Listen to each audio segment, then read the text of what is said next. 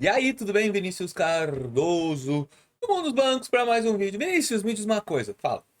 Como eu faço para sacar o lucro do FGTS pela Caixa Econômica Federal? Vamos lá. Primeiro, o lucro, tá? O lucro do FGTS, o que que é, tá?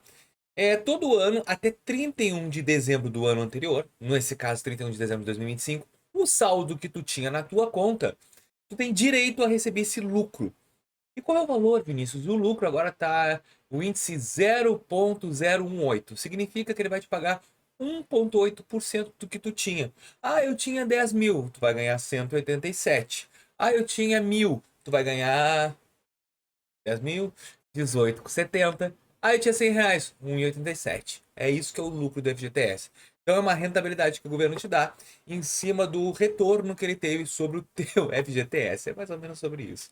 Tá, e como é que eu faço para sacar o FGTS? Bom, primeiro tem que saber que ele vai cair no teu saldo do FGTS. Não cai um Pix na tua conta. Cai um saldo do FGTS. E agora? Olha só. Não tem como sacar. Tem o como. Tu consegue sacar, por exemplo, com um saque de aniversário. Por exemplo, com uma rescisão sem justa causa. Ou um evento atemporal que o governo libera o saque. E como assim? No link da descrição do vídeo tem a Clau Express. Ela é expert em fazer antecipação do saque de aniversário do FGTS.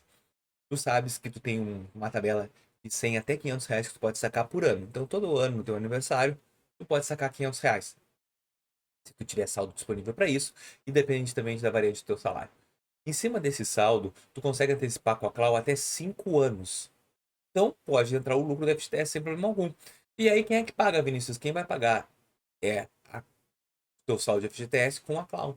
Tu não te envolve mais. A Clau vai dizer, ó, para antecipar os 2,5 vai sair X. Vai ter uns juros. Esses juros vai tirar do teu saldo. Tu não mexe nada, o dinheiro entra líquido na tua conta. Tu pode sacar desse jeito o teu lucro do FGTS. Tu não precisa ser pela Caixa. A Caixa faz isso também, Vinícius? Faz.